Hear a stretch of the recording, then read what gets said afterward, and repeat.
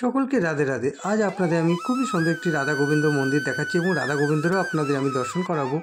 আপনাদের আমি মন্দিরের সামনে থেকে দেখাচ্ছি এবং মন্দিরটি কোথায় সেটাও আপনাদের আমি বলবো। খুবই সুন্দর মন্দিরটি, দেখতেই পাচ্ছেন এটি রাধা গোবিন্দ একটি মন্দির। আপনাদের আমি মন্দিরের দু সাইড থেকেই দেখাচ্ছি।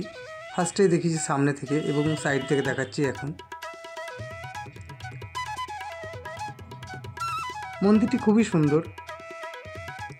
সামনে তুলসী মন্দির আছে এবং মন্দিরের সামনে একটি বটগাছ রয়েছে। বটগাছের নিচে দেখতে পাচ্ছেন লাড্ডু গোপাল রয়েছে। কিছুদিন আগেই রংদোল চলে গেছে। রংদোলে গোপালের পুজো হয়েছিল এবং গোপালকে এই গাছতলায় বসিয়ে রেখে দিয়েছেন। এবং মন্দিরটি মেন রোডের পাশে একটি বাড়াবাড়ি রয়েছে। এখানে আমার যদিও জানা নেই, হয়তো কোনো দুর্গা পুজো কালী পুজো হয়ে থাকবেন এবং তারই পাশে এই রাধা গোবিন্দ মন্দিরটি।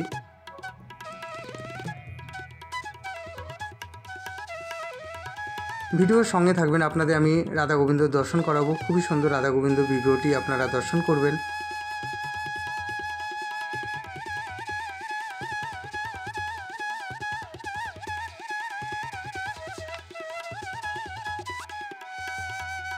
আর আমার ভিডিও আপনাদের কেমন লাগে অবশ্যই আপনারা কমেন্ট করবেন। বেশি করে কমেন্ট করবেন, আমাকে বেশি করে লাইক শেয়ার করে দেবেন।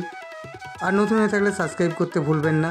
আপনাদের আমি রাধা গোবিন্দর দর্শন করাচ্ছি। দেখতেই পাচ্ছেন কত সুন্দর রাধা গোবিন্দর বিগ্রহ আপনাদের আমি দর্শন করাচ্ছি। এবং এই মন্দিরটি কৃষ্ণনগরের মধ্যেই গোবরাপোতার।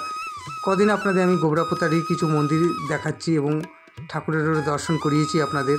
আজও আমি আপনাদের গোবরাপোতারই একটি মন্দির আমি দেখাচ্ছি এবং রাধা গোবিন্দর দর্শন করাচ্ছি।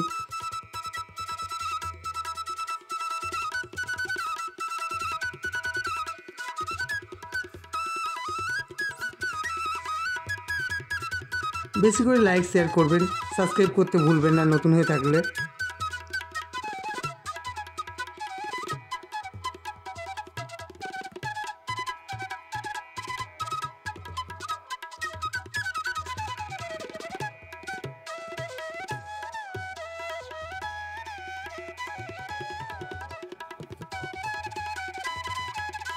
আজ এই ভিডিও আপনাদের কেমন লাগলো অবশ্যই আপনারা কমেন্ট করতে ভুলবেন না।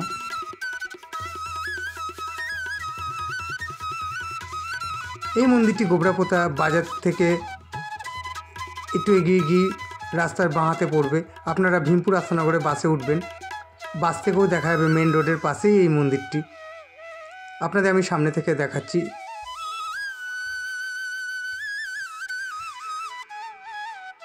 আপনাদের আমি রাধা গোবিন্দ দর্শন করি আমার ভিডিওটা আমি শেষ করব। সকলে ভালো থাকবেন।